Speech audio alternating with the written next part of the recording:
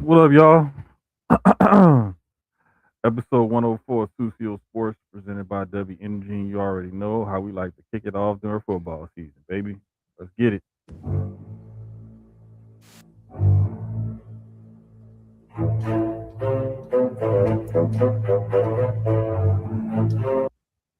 Hold up, we having a little motherfucking technical difficulty in this bitch.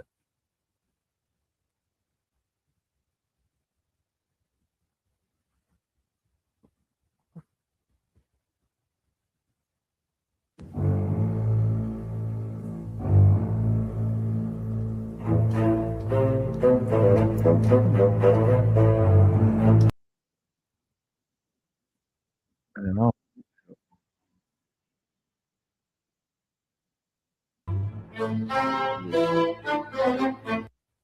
fucking up.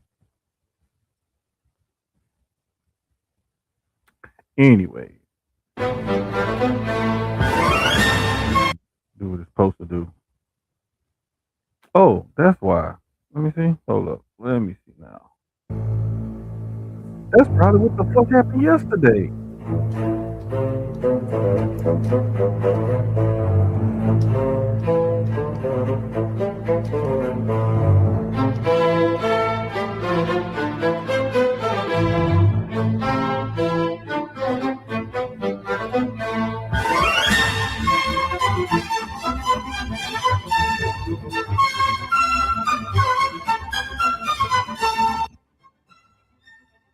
So my dumbass figured out what the technical difficulty was. I had the volume turned all the way down on the board.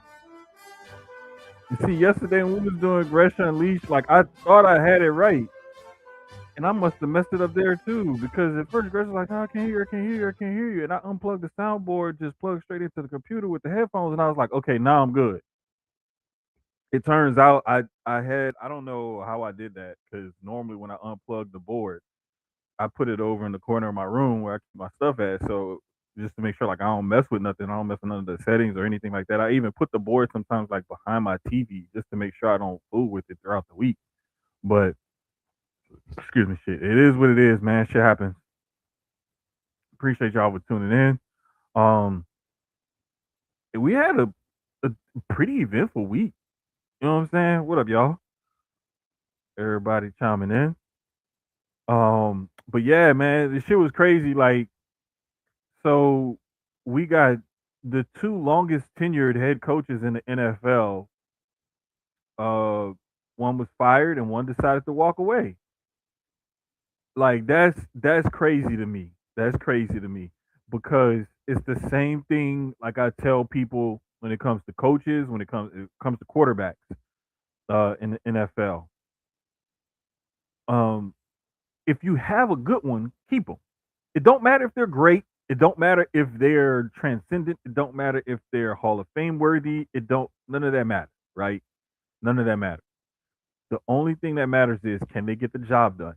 When we talk about getting the job done, we're talking about winning games, playoff appearances, winning in the playoffs, and God, hopefully winning a Super Bowl or something in a period of time. But more than likely, bare minimum, you want your team to win games and at least make the playoffs. And that's something that Mike Tomlin and John Harbaugh have done consistently throughout their almost 2 decades uh, with their respective teams. However, fans in both fan bases started to feel like those guys weren't getting it done any longer and called for a change. And now that you have this change, I think what's really going to happen is, and I would hate this for both fan bases, but if you don't get this hire right, especially with the Ravens, because the Ravens have mostly everything in place. I mean, your running back is one of the physical freaks of football. Even though he's on the wrong side of 30, he still doesn't look like he's slowing down anytime soon. And the only regression we've seen in Derrick Henry's game lately is he's put the ball on the floor a few times. You have an MVP caliber quarterback, so that's like half your problem gone right there. Your defense is strong. You have some weapons here and there. There's things that you have in place to win now. So I could see why the fan base would be upset. But to say we're going to get rid of a coach who's been to the playoffs 12 out of his 18 years, won a Super Bowl here, um, has just been tremendous. And a lot of the times it was a guy that when he was first hired, I know I'm not gonna lie, I was one of those people, man. Y'all hired the Eagles special teams coordinator? What the fuck? Like I know people were thinking that. I know people were thinking that. But you gotta realize, like sometimes you have to look beyond what's on a person's resume. And a lot of the times I feel like it's some of those things that it's some of those things that like happen in real life to real life people, you know? You'll get these things where um people will say, "Oh, you need to have X amount of experience and you need to have this degree and you need to have all of this, and this training and all these years of experience and all this stuff." And oftentimes I wonder, I'm like, where does one go to acquire said years of experience to get this entry level position if I can't get an entry level position, right? So sometimes fans will think, well, he's never been a coordinator, or he's never been a coach, or he's never been a head coach, he's never been this, he's never been that. It doesn't matter.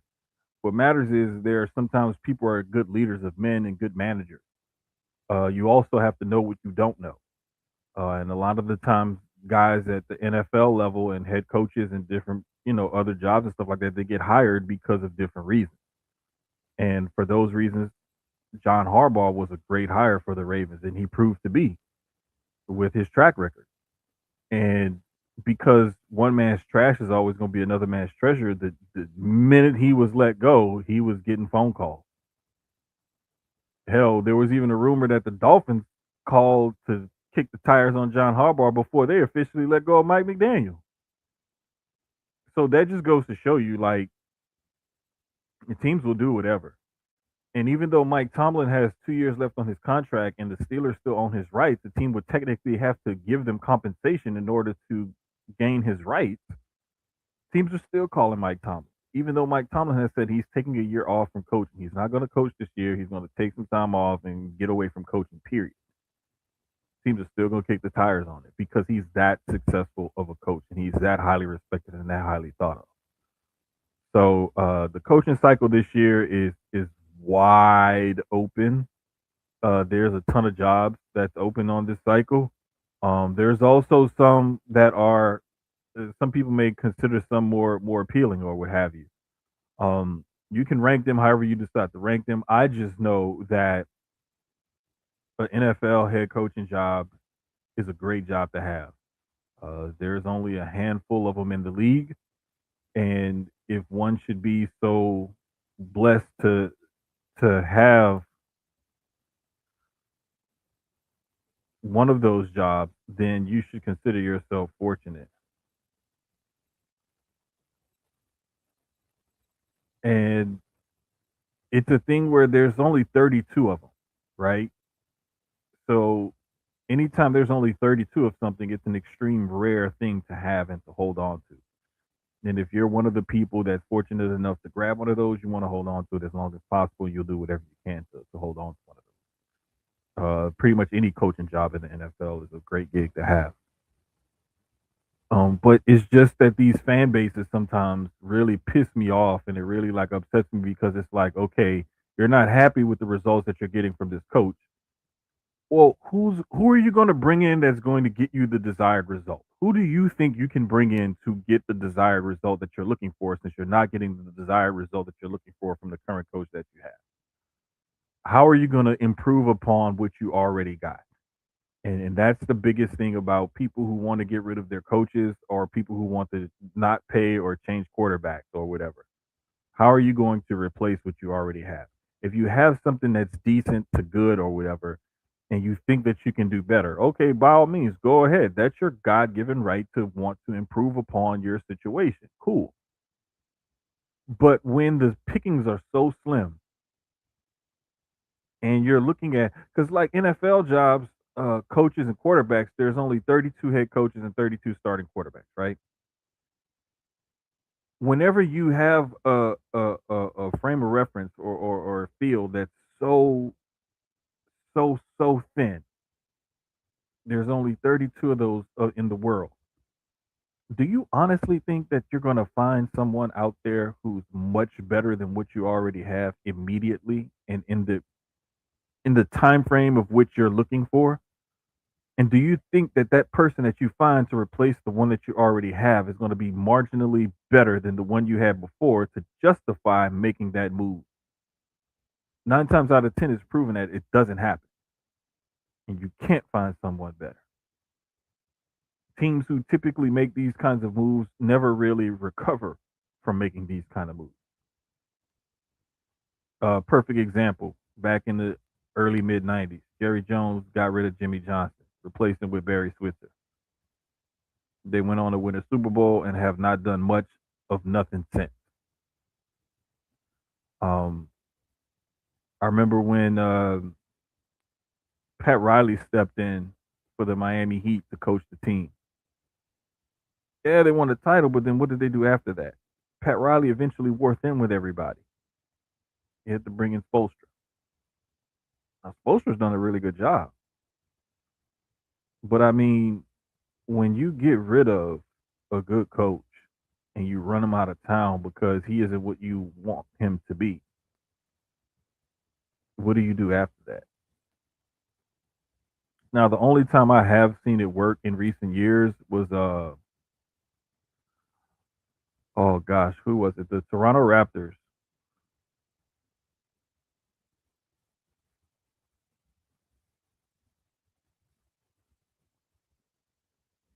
when they won that finals, right? Oh boy, hold up. I hate when I do that because like I have like these screens open and then like I'll press something on my phone where I screw up and don't remember how I did it or whatever. But yeah, but yeah, it was the Raptors. I'm trying to look and see. Yeah, it was Nick Nurse. Nick Nurse was the coach. That's right, Nick Nurse. Okay, so it was Nick Nurse, right?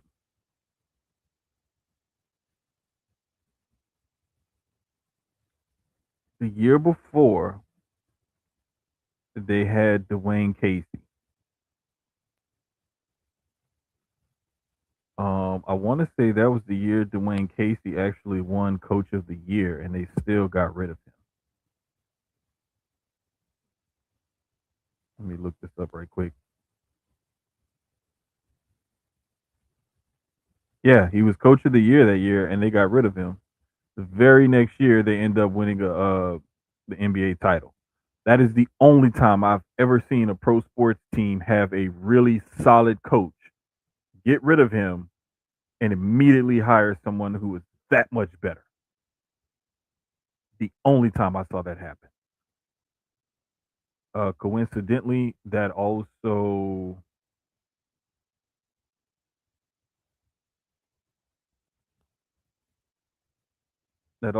coincided with them trading for and getting Kawhi Leonard that following season. So there is that little caveat to throw in there. Now, I do not recall this happening on the NFL level, and a lot of the times I don't even count if it happened on the MLB level, simply because Major League Baseball managers, out of 162 games, a manager may make a difference in a team winning, I would say, less than 10% of those games, somewhere between, well, around 5% of those games, maybe 10% if they're lucky. The manager will directly affect the outcome by making decisions. It's more about the execution of the players on the field and in the batter's box than anything. But in the NFL and the NBA, the coaches are more directly involved in the strategy of the game and the execution of it, because they come up with the plays and everything else. So, but yeah, I just don't get it, man. I really don't get it. And I hear a lot of fans complaining about their quarterback play, mainly because I'm here in Houston. I hear a lot of Texans fans complain about it. I hear a lot of Cowboys fans complaining about their quarterback and Dak. Um, One of the other things that I hear people complaining about quarterbacks but that I'll say this, that I don't hear enough of, that we should hear more of, is about Justin Herbert with the Chargers. Justin Herbert is 0-3 in the playoffs. I want to say he's like 58 out of 106 with 4 interceptions and like 1 touchdown or something like that. He was part of that Chargers team who blew that 27-0 lead to the Jags. The Texans picked him off. I think all 4 of those picks came in that game last year against the Texans, and then he had this awful game against the Patriots this past weekend. Now, this past weekend's loss to the Patriots, I kind of give him a pass for that because both of his starting tackles were out for the season way at the beginning of the year. So he was fighting at a disadvantage from the get go. And I want to say from the center, the right guard, and the right tackle, all of those guys were either the worst or second worst graded at their respective positions according to PFF. And I put some stock, I don't put a whole lot of stock in PFF's grade, but I mean, if you're ranked that low on your position rankings, whatever grading system they decide to use and however they go about grading it and putting that out there, if you're last, the second to last, third to last, or whatever it is, in your position rankings, you're pretty fucking terrible. And that means your quarterback is going to be fighting for his life, whole hell of a lot. So I give him props for that, but at the same time, it's like him being talked about and propped up as one of the better young quarterbacks in this league. Does he have the talent? Yes, he does. However, I need to see what he's going to do next year when Alt and Slater are back at right and left tackle respectively, because Alt was their, I want to say he was their left tackle and they moved him to right, or they brought him in at right tackle. Anyway, Rashawn Slater and Joe Alt. Joe Alt played left tackle, but they moved him to right tackle because of Slater. So when Slater got hurt, they moved Alt to left tackle to help protect Herbert's blind side, and then he got hurt. I want to say it was an ankle injury, I believe, if I'm not mistaken. Uh, Next thing you know, he's out for the season. And I'm just like, when are we going to start holding his feet to the fire the way we hold a lot of these other guys' feet to the fire? I see Josh Allen, who just won an MVP last year, who's won playoff games, who's taken his team to the AFC title game, get more criticism about his playoff performances. He and Lamar Jackson have gotten way more criticism about their playoff performances than Justin Herbert has.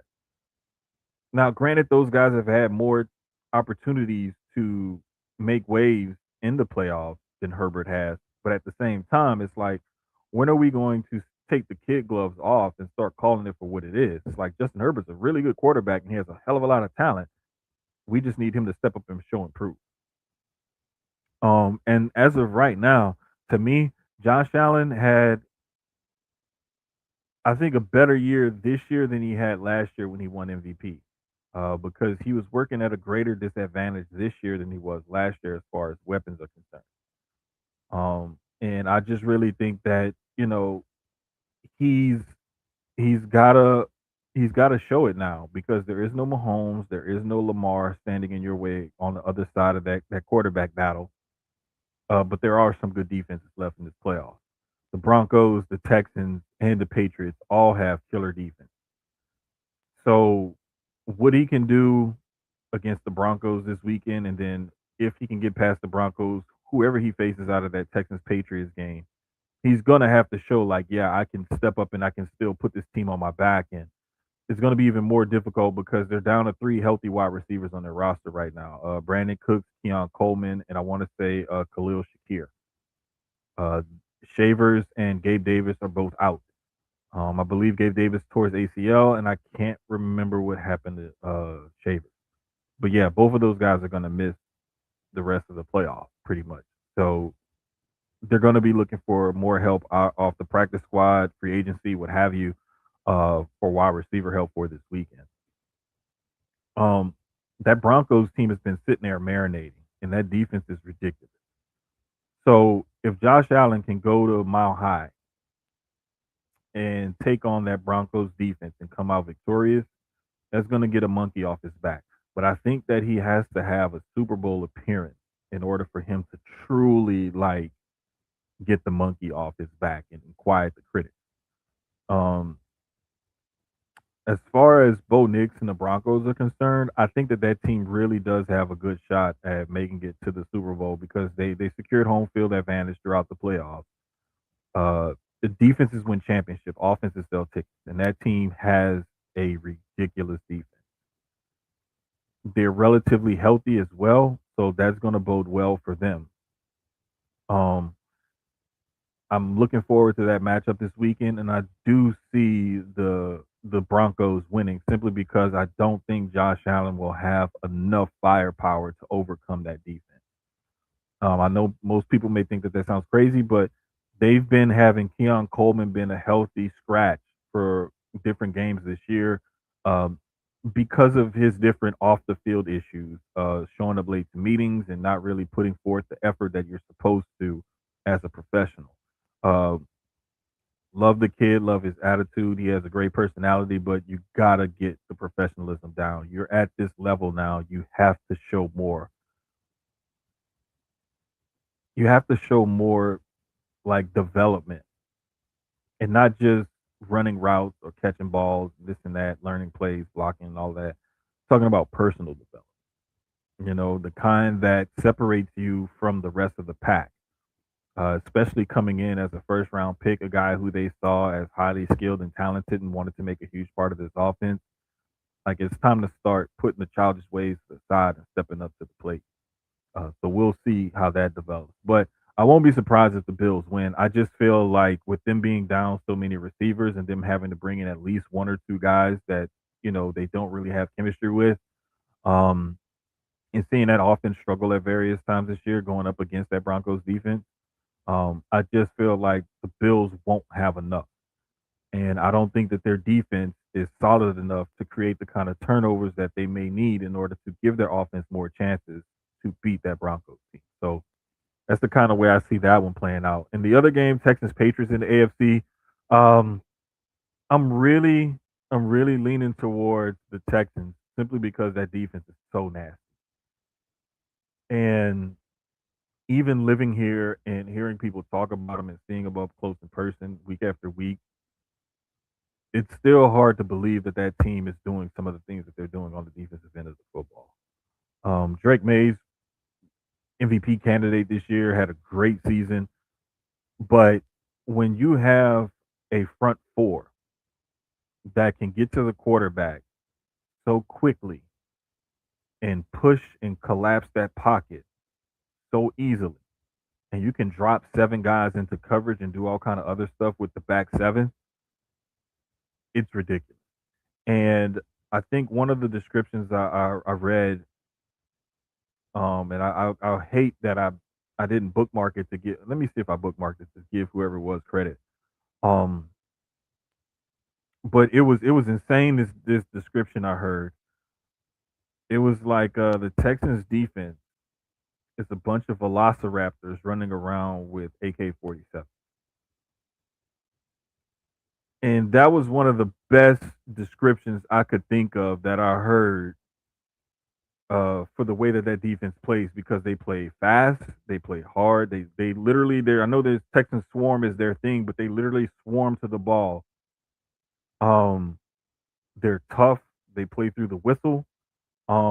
And I know sometimes people may think that um, Al Shair Aziz Al Shair, I'm sorry, maybe a dirty player, quote unquote, but give me a guy who's going to teeter totter and walk that fine line between playing hard and playing dirty than someone who's always just going to play safe and play fair.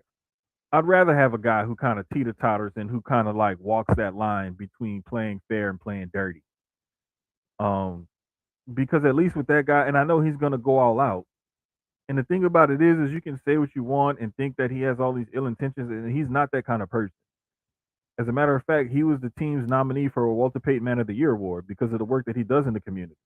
And if you looked at the post game press conference, he has "Stop the Genocide" written on his eye black.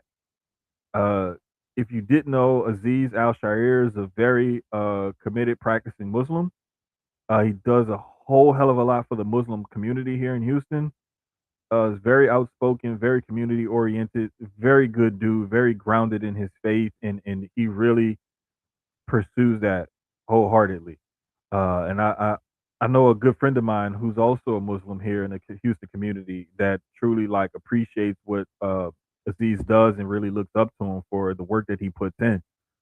And just to see what he does for that community and how much he means to that community lets me know and how much his teammates love him and how much ownership loves him and how highly he speaks of D'Amico and vice versa. Um, it was just one of those things where you knew that that was going to be a guy once D'Amico brought him in. I didn't even think that he would be this good as crucial of a piece to this defense. I was like, oh, okay, you know what? I love him. Sideline to sideline, no seatbelt. Uh, shout out to Travis Johnson, Trap. But that's the way Aziz plays, and I'm like, okay, cool. They got a really good athletic linebacker that D'Amico can use in this defense in a myriad of ways. Like this is going to be great. Like hopefully he can mentor some of these young guys and get them going. And I thought Christian Harris, the guy that they got from Bama, was going to be one of the guys that was going to be a star of this defense.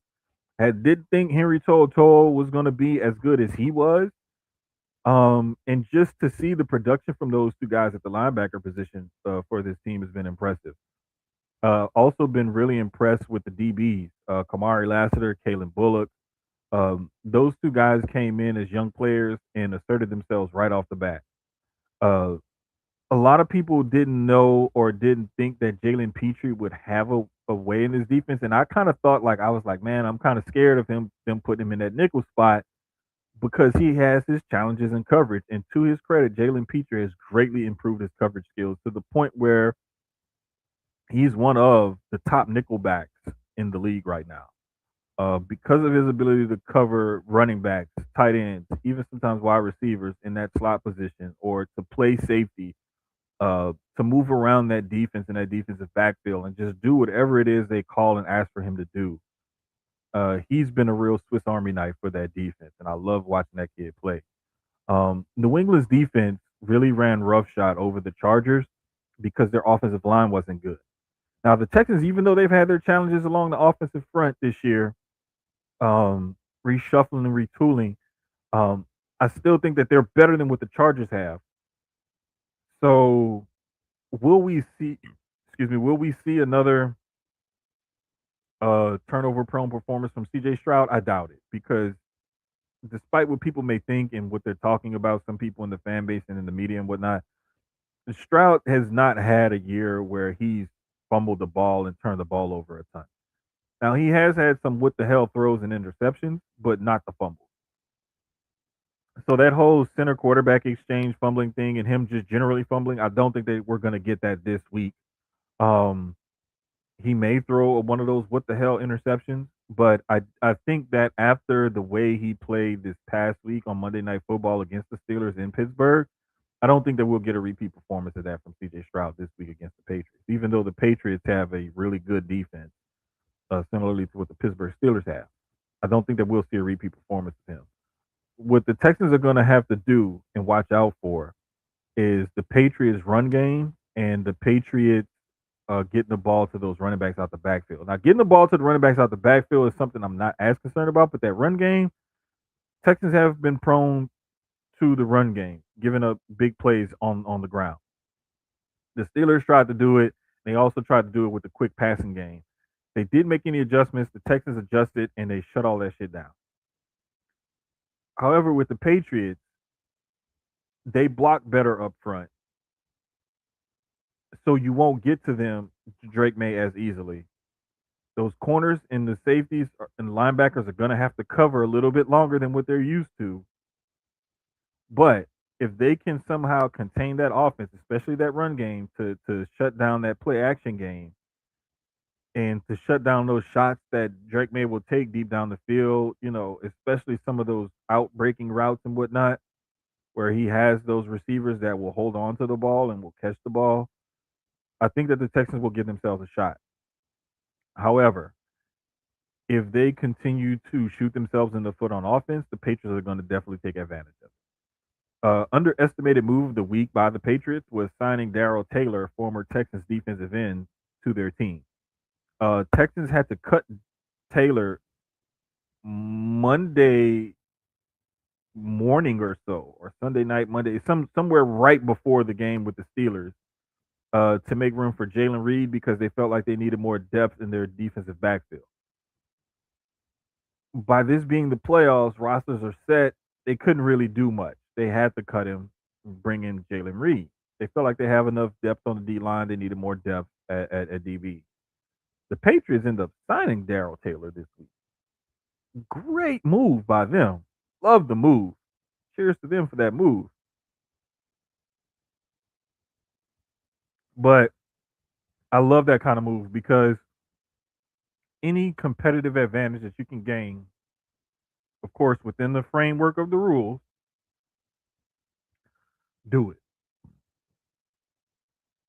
Me personally, I also subscribe to the theory of if you ain't cheating, you ain't trying. And it's only cheating when you get caught. So, hey, if you can try something that'll give you a competitive advantage that's within the framework of the rules and it works out, more power to you. Great. Happy for you. Um, Mike Vrabel has that team hitting on all cylinders. And that's going to be a really good matchup to watch on Sunday evening, Sunday afternoon, I say.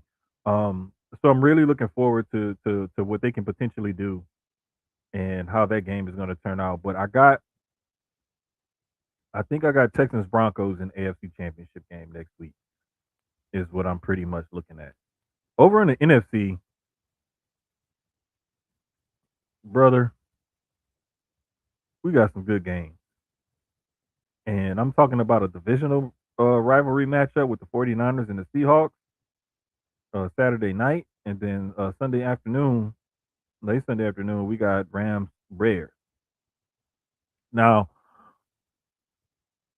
that Seattle San Francisco game, I'm going to go ahead and say it.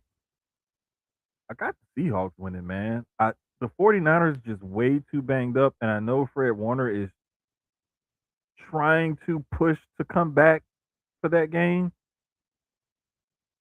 Even if Fred Warner is cleared and he can play, 75% of Fred Warner is better than 100% of a whole hell of a lot of linebackers in this league. 60% of Fred Warner is better than a shitload of linebackers in this league. And with them just having one of their other linebackers who really stepped up in a big way, I can't recall his name at this moment in time, but he just went down last week with a season-ending injury. So they really need Warner to come back just to give them an extra body to throw out there against the Seahawks. But the way that Seattle team has been playing on both sides of the ball, excuse me, I'm finding it hard to find a way that the 49ers can win that game unless they just shut down that run game, get a whole bunch of turnovers, and they jump on time. Sam Darnold starts fucking up and making mistakes that he hasn't been making all year. Um, JSN is dropping balls left and right, stuff that Seattle hasn't really done all year. The 49ers are going to have to force them into those kind of turnovers in order to have a shot at winning that game, I think. I think it's going to be a highly contested game. I think it'll be a really close game, but I ultimately have the Seahawks pulling that one out. Again, just because I believe in that defense. Same thing on the AFC side. I believe in Houston's defense more than New England's, and I believe in Buffalo's defense. I'm sorry, I believe in the Broncos defense more than Buffalo. So I'm picking the Seahawks over the 49ers in that one. With that Rams Bears game, I'm going with the Rams over the Bears. And the main reason why I'm picking the Rams over the Bears, even though the Bears are hosting that game uh, Sunday afternoon, Sunday evening, is because I believe in the Rams defense more than I believe in the Bears defense, but I also believe in Matthew Stafford more than I believe in Caleb Williams. The Bears have had to pull out a lot of late game victories this year and a lot of late game heroics and whatnot. And I just feel the difference in experience at quarterback uh, and just the style and the way that that Rams defense plays. I believe in them a little bit more than I believe in the Bears. And I think that with the experience of play callers and the experience of the triggermen for the Rams, I just put more faith in the experience that those guys have on that side. So we're gonna see Rams Seahawks in the NFC Championship and Texans Broncos in the AFC Championship next week. That's how I'm looking at it right now. If I'm wrong, hey, y'all know I'll be the first one to come on here and admit that I was wrong. But a lot of the times I'm not really that far off. when I look at games and I analyze them the way I do, because I'm not looking at it from a fan's perspective. I'm looking at it just, what do I see? What do I think? What do I prefer? How have these teams been performing this season? How have they performed historically the last couple of years with the iterations that they're currently in, so on and so forth? And I just look at it like, I feel as though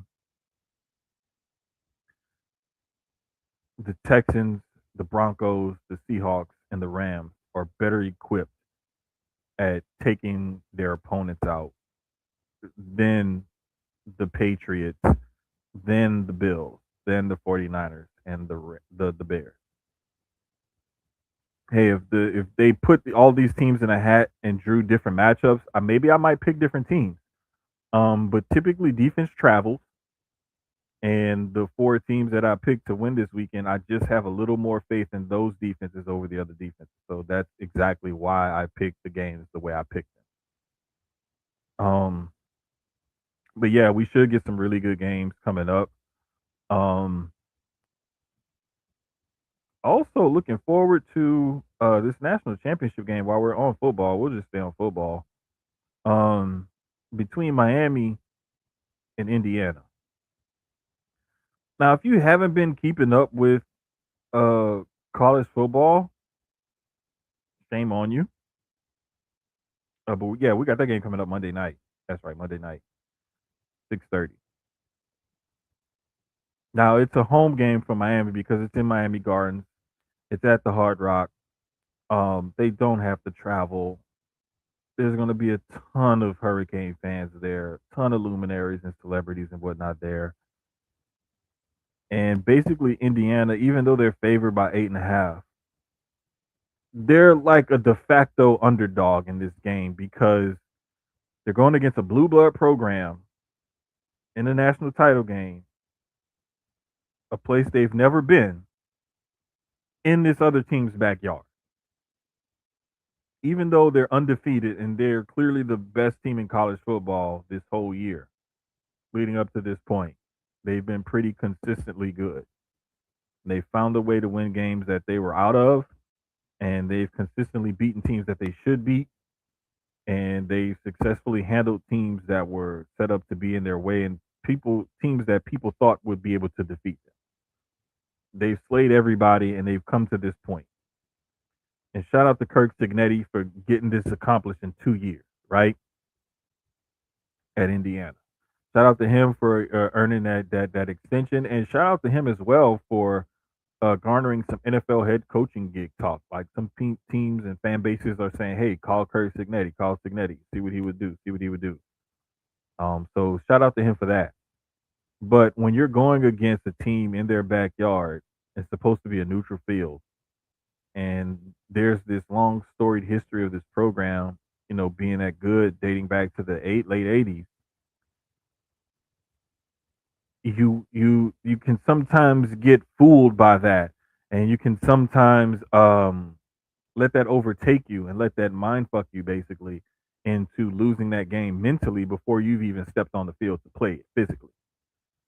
I do not think that'll be the case with Indiana. I think Indiana is going in there with an underdog mentality, even though they're the favorite, the number one team, the undefeated team. I think that they're going in with the us against the world. Nobody thought that we could be here. Nobody thought that we should be here type of mentality. And I think that's going to lead them to a victory. Will it be close? Yes. And I've bounced back and forth on this because I just feel like when a team is on a roll, the way Miami is on a roll, it's hard to stop them.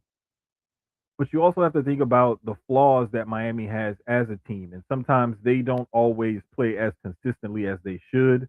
Um, just like last year when Cam Ward would throw them into situations and then throw them out of them, Carson Beck in that offense has kind of done the same thing. Even though Beck hasn't had like a ton of turnovers or anything like that this year per se, to say that he's been like just terrible or anything like that, I'm not saying that.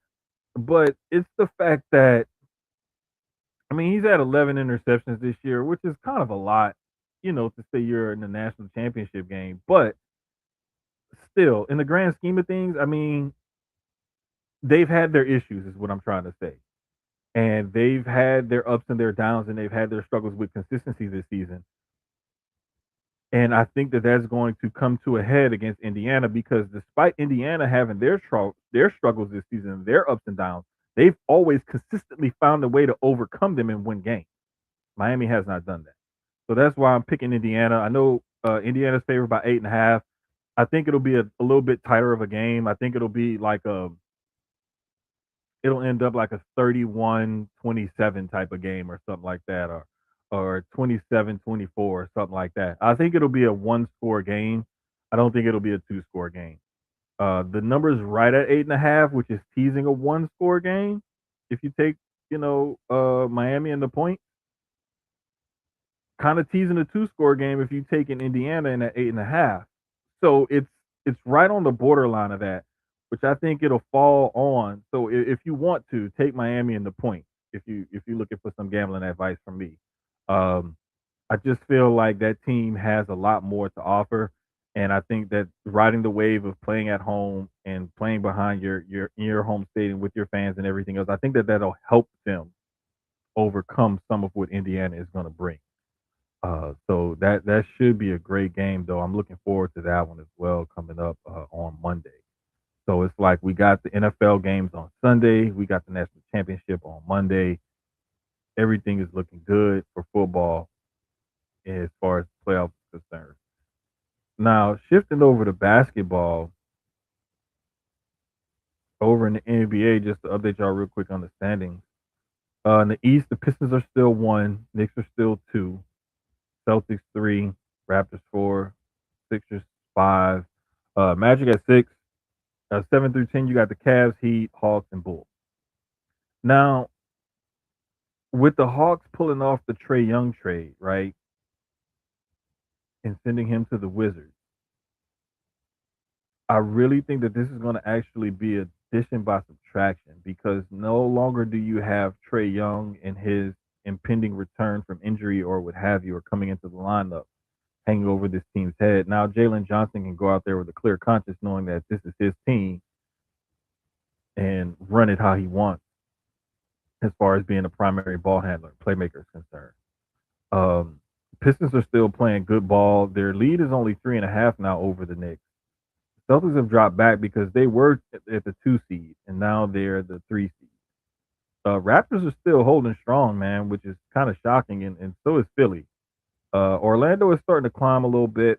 Cleveland is still kind of floundering a little bit, and I didn't think that they would be struggling this much this year. But it's interesting to see.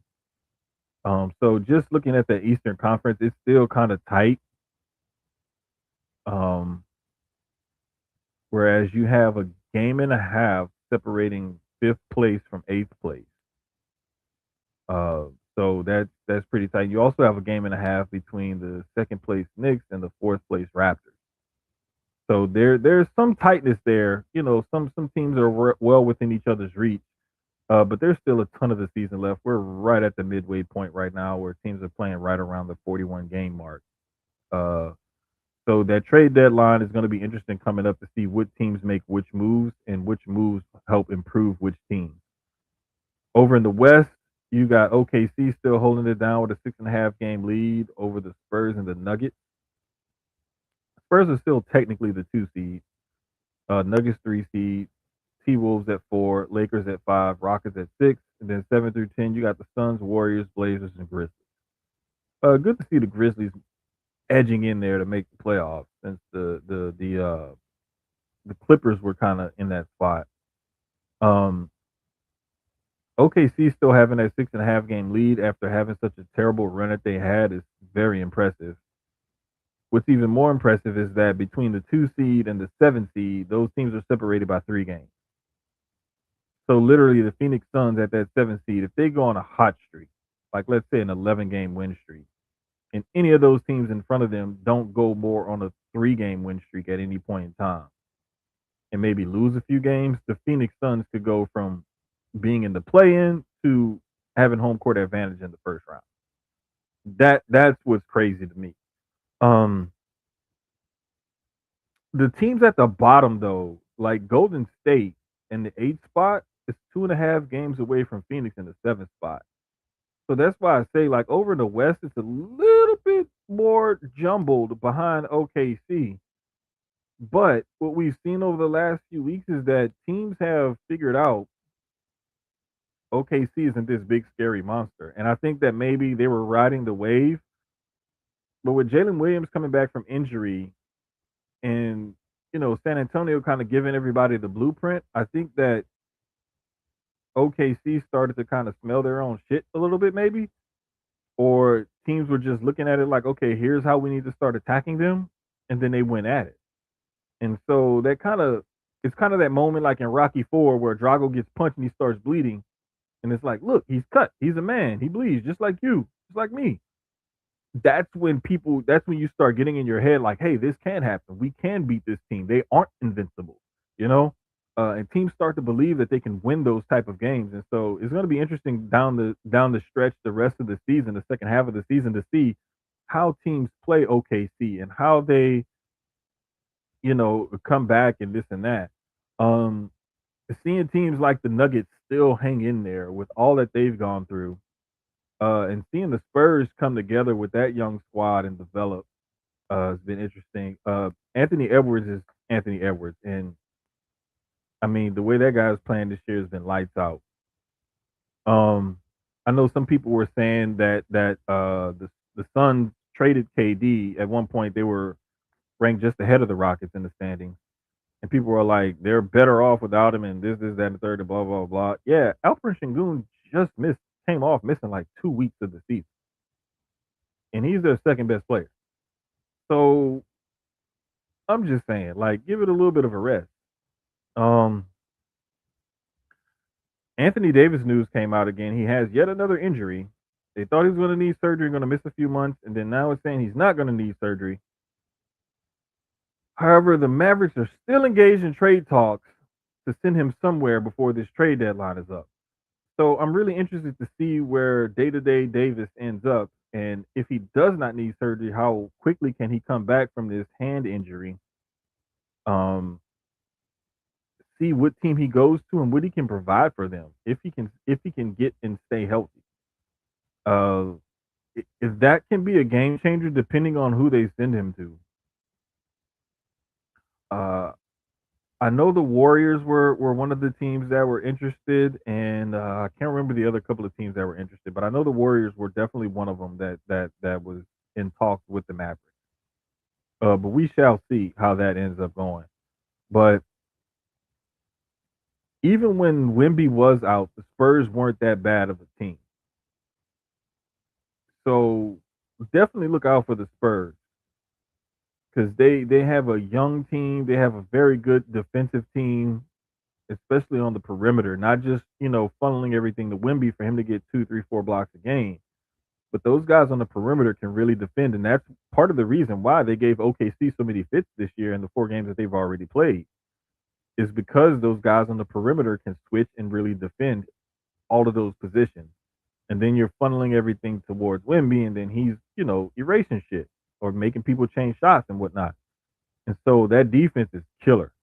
And again, same thing with football. I love a good defense in basketball. I love a good team that can run and score the ball, but I also love a team that can play solid defense as well. So definitely look out for the Spurs.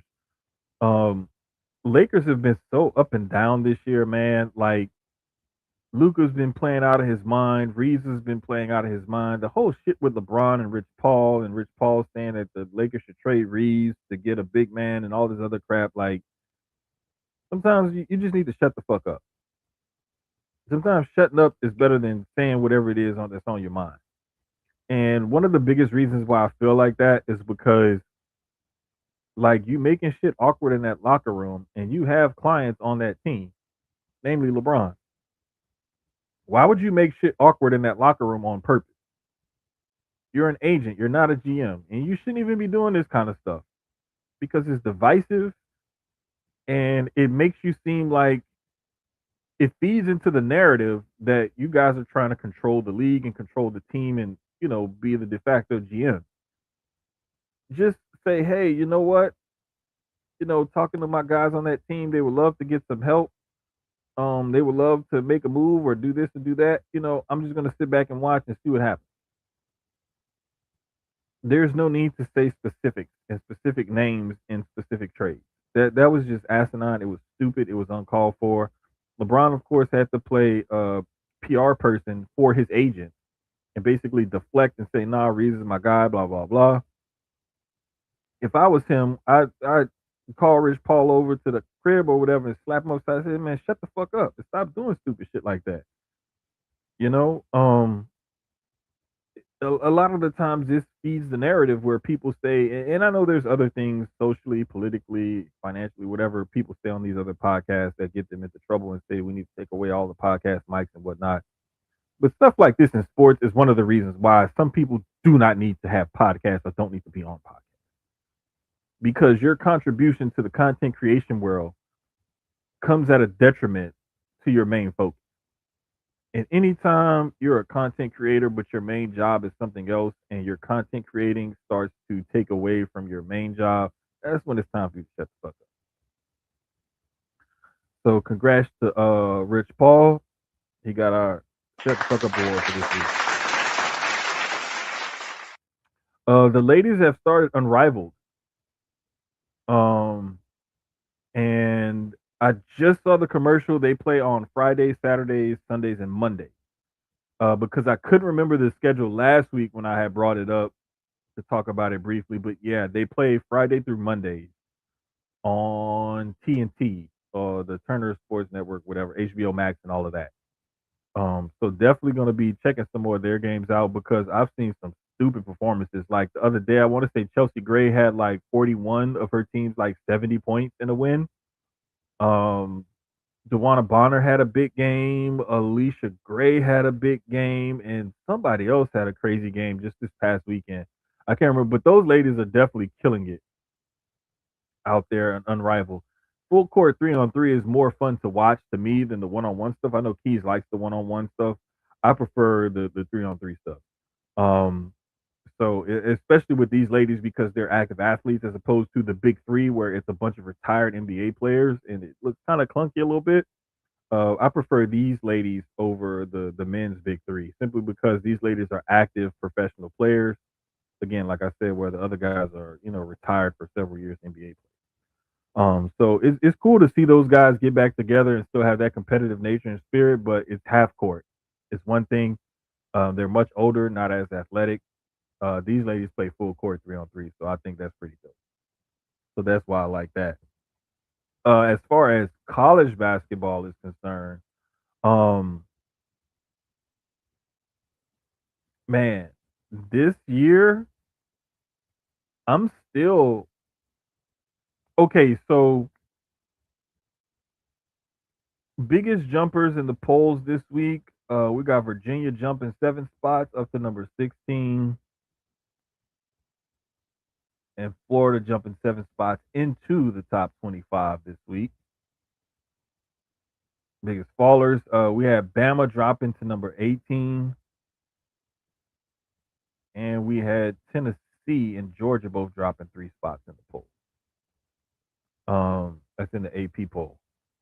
You still got a couple undefeated teams, Arizona and Iowa State, Nebraska, Vandy, still undefeated. Shout out to them. Um, so you still got some teams that's undefeated. And got a whole bunch of teams with one loss, a whole bunch of teams with 2 losses. So we're still at that point of the season where there's a lot of teams that's still looking really good. Um, Water will find its level, and like I said last week, we're getting into conference schedule. So this is where we really start to see teams separate themselves and cut their teeth. Over on the ladies' side, rankings go. Oh yeah, Oklahoma did take I think they took 2 losses this week and dropped 8 spots. Iowa State dropped 8 spots also. Uh, OU is down to 13, and Iowa State is down to number 19. Bama's up to 21. They moved up 5 spots, and Ohio State moved up 5. I'm sorry, no. LSU, because they beat Texas. They actually jumped 6 spots, so they're the biggest gainer this week. LSU jumping up 6 spots. That was a good game too, man. They want to say they beat Texas 70-64 or something like that. Really good game. A little bit of controversy after that game. Teams didn't shake hands. I want to say it was that game or it was another game LSU. But no, it was a game LSU was involved with. Other team didn't want to shake hands. Um, the optics of that camera shot after that game looks like the other team were some sore losers. However, it came out and was said that both teams agreed not to shake hands as far as spreading the flu is concerned because there was a flu outbreak. I don't know if I'm really buying that, man. It seemed like a bunch of bullshit to me. But we're not in the inside of these discussions. We don't know. That could be, exactly what happened and exactly why they didn't shake hands. I don't know. It just seemed a little fishy to me. Um, that said, I'm still looking forward to the women's season, and I think that again, we have more top heaviness on the women's side of things than we do on the men's side of things. So I still think that there's only a handful of these ladies teams that I could see winning the national championship, as opposed to on the men's side. You could look at damn near anybody in that top 25 and throw a dart and say, okay, I can make an argument for this team winning the national title this year. Um, the women's side, it's a little bit more top heavy. I can see only a certain few teams winning it on that side, but still, there's one, two. We still got UConn. We still got Vandy. Vandy is undefeated in the men's and women's. Shout out to Vandy, man. Shout out to Vanderbilt. I'm just now realizing that both their men's and women's teams are still undefeated right now. So huge shout out to them. Um, but we still have a few teams on the women's side that's undefeated. There's more teams on the women's side in the women's rankings with like 2 or 3 losses as opposed to on the men's side. And again, not saying that the men's side is less or more competitive than the women's side. I'm just saying that when I look at national championship contenders, I see more of them on the men's side than I see on the women's side. It is what it is, and I'm just looking forward to tournament time and the conference tournament time, especially. And to me, sometimes the conference tournament is almost more exciting than the NCAA tournament because you'll get a team that'll upset a team that's tournament bound. That like that team's going to get a at large bid, but they'll get upset by a team who has no shot at making the tournament in the conference tournament. And that to me, a lot of the times, is more exciting than seeing like a 15 beat a 2 seed. Because when a 15 beats a 2 seed, oftentimes your bracket's busted, and you were really looking forward to seeing that team with some other matchups throughout the tournament. That 15 seed is like, this Cinderella team, what are they really going to bring to the table besides this goofy Cinderella story and whatnot? So, like, you get some of that, but I mean, it is what it is. I like conference tournament time, like I said, for the reason I said it for. As far as the actual tournament itself, I don't know, man. Both tournaments have been really good the last few years. I can't really say the women or the men's have been more exciting. I'll say the women's probably have been more exciting, even though um, there's less of a chance of you finding all these variables where a different team may win a national title on the women's side. I still think sometimes theirs has had a little bit more drama um, from time to time. Even though there's also been blowouts in Final Fours and national championship games on the women's side more than on the men's side. Uh, to me, sometimes the way they play and the intensity of their play is just a little bit taken up a notch. But either way, women or men's, the brackets, the tournaments, conference, the national title tournaments, always looking forward to both. So it is what it is. Um, anything else I wanted to go over or cover or anything else? I'm trying to think, man. I think that was it. Oh, that's what it was. Dante Moore decided to go back to school. This is going to have the Oregon quarterback. This is going to have several dominoes that are going to fall. And I need y'all to follow me and stay with me here for this. Number one, him going back to school means that there's one less top quarterback that was looked at as a top pick in this year's draft that's going to be coming out, which means the next guy up, pretty much Ty Simpson from Alabama, declared for the draft. He now gets catapulted to, instead of some people saying late first, maybe early second, he may be looking at an early first round pick now because teams are quarterback starved in that top five. Jets, Raiders, uh, maybe the Browns might need somebody. You never know. But there's teams that are definitely quarterback starved in that top five. Whereas Simpson may have looked at a situation where he may be brought in to be an apprentice to a guy who's aging and on his way out, like a Matthew Stafford in LA. For example, he may be looked at as, you know what, we may have to take this guy a little bit higher because there are no other prospects and we need to find a guy. So it's going to be interesting to see how that plays out for the NFL draft, and not just at the quarterback position, but at other positions. So what if a team was quarterback hungry? They don't feel confident in taking Simpson, and they decide to go in a different direction and take another player instead because Moore isn't there. They don't feel confident in Simpson. They decide to go in a different direction. Now you have teams behind them who are thinking, "Oh, this player should be available when we're picking." That player is no longer available because now everybody gets bumped up. So that's going to have a domino effect for the NFL draft. Now, when it comes to college football, where I see the conflict is Dylan Raiola just transferred from Nebraska to Oregon. He did that before Dante Moore made his announcement. Dante Moore made his announcement today saying that he's coming back to school. Does Raiola stay? Does he take a red shirt this year and sit? Does he hit the portal again and go somewhere else because he's not happy with the fact that Moore is coming back to school?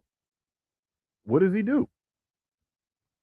That could put that not only put Nebraska in flux because he already transferred. Now Oregon has two quarterbacks. What's going to happen with that? There could be some other schools out there that may be thinking that they had no shot at Raiola. He committed to Oregon, and now he's. It's just, bro. This is just. I mean, it's created such a good mess, and I'm so happy about it because it's utter chaos, and I love chaos. Y'all know me, like, whew, I just love it. And it says that he will likely back up Dante Moore, which I don't think is a bad idea for Rayola. Like, take a year out of the spotlight, sit back, learn, perfect your craft, work on some of the stuff behind the scenes, like watching film and mechanics and things like that, and then try it again next year. Where he's gonna try the portal again. From what I see, I don't think so. He might. I haven't seen anything today since Moore made his announcement that leads me to believe that Rayola is going to enter the portal again. But you never know. Like, there's still time for him to go back into the portal. So that's going to be interesting to see. Besides all that, I definitely think the NCAA needs to grow some nuts, get a little hair on their chest. I mean, hey, you drink some bourbon, some 100 proof bourbon. Do like this. You just pour it straight in the glass. Don't put nothing in. You just do like this.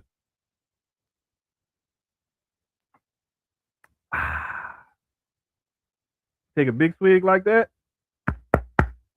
Let it hit your chest and say, "God damn it, we taking over this shit." Fix the portal, fix the coach and player movement thing, give your offseason a real schedule so that players and coaches can move about in a more professional, less chaotic manner. So that way your sport isn't going through this flux of coaches hopping schools before, during, and after conference championship games during the middle of bowl season, and you still got the playoff going on and a championship game, and now the portal's open. Oh, it's just way too much shit going on. I say a couple of coaches have come out with great ideas. Move the season up a little bit.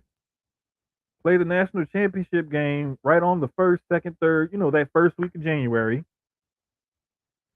Open up the portal after the national championship game. That portal the coach movement thing, all of that should be done by the time February gets here.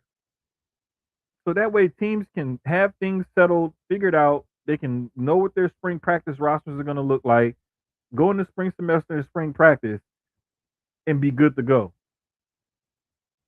And you don't have coaches flip flopping schools and schools having coaches on loaner to other schools because they're not ready to leave and they're still playing in CFP and bowl game. All of this is just way too much shit. Make this less confusing, less invasive, and less clunky by just creating a fucking schedule. And all you have to do is get those conference commissioners, sit around the table and say, hey guys, listen, we don't like it no more than some of you guys. Let's all agree on a schedule that we can do to make this better for everyone involved and make the sport more enjoyable for everyone involved. So we can keep making billions of dollars. The money's going to be there. The money's going to be there. It's not going away. It's too big of a juggernaut for it to fall off or for anybody to lose any significant amount of money that's going to make a huge difference. However, what I do see as a problem is the way the schedule is going and the way it gets in the way of things that teams are trying to accomplish still with their season. So I would just love to see the NCAA, like I said, grow a pair, put some hair on your chest, say it with your chest, and come out and set a damn schedule, okay? So that's my little rant for this week. I ain't even want to put no music to it or nothing. It was just something that it's just been bothering me to look at because I see, even though like the school that I love, LSU, the school that I attended, Tulane, they were both affected by coaching changes this past offseason where John Summerall had done a good job for Tulane and took the Florida job. And then you had Brian Kelly get fired because he did such a shitty job. And then they wooed Lane Kiffin to come over from Ole Miss and all of that mess. And just to see how these things tend to go, I just knew that something needs to be done about it. And it's not fair for a school like Ole Miss to lose some of their coaching staff and have some of them on loaners and the players are all of this shit. And they're trying to win a national championship. It's not fair to the schools to have to try to go scrambling for a coach and they're trying to look at a playoff game. They're trying to hire a new coach and coaches are still trying to recruit guys who have made commitments and they're going to new schools and they're leaving other schools. And it's just so much messiness. Create a better off-season schedule. Similarly, look at what the NFL has done with free agency and the draft, and coaches can't interview until their team is eliminated from playoffs, and like they have rules set in place. Put these kind of rules and parameters in place for the NCAA, for the transfer portal, and for coaches to switch schools and take other jobs and interview and so on and so forth. Set this shit up to where if you're playing the national championship game in that first week of January,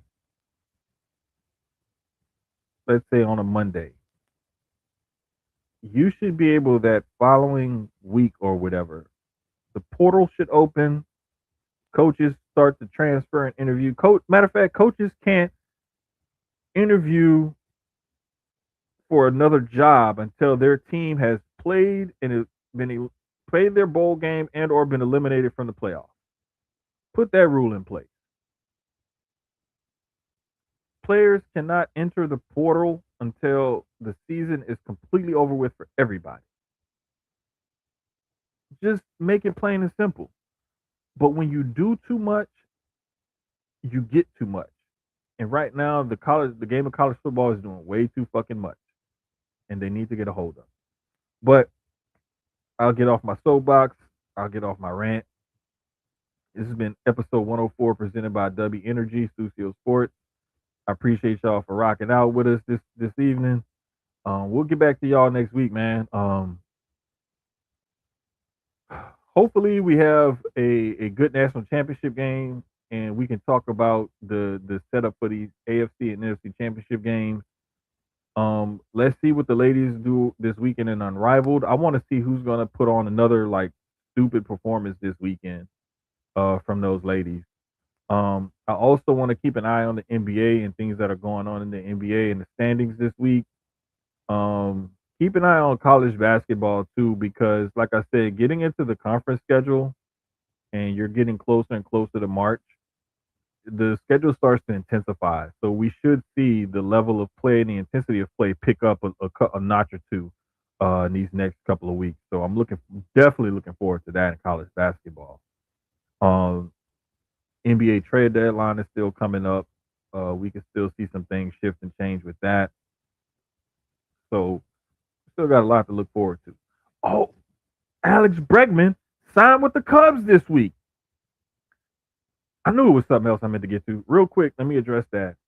I think that there's going to be valuable because of his clubhouse leadership skills that he's going to bring to that Cubs team.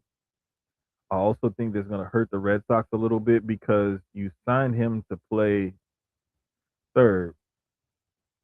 You had Rafael Devers there. I played third. I played third. Now you don't have either one.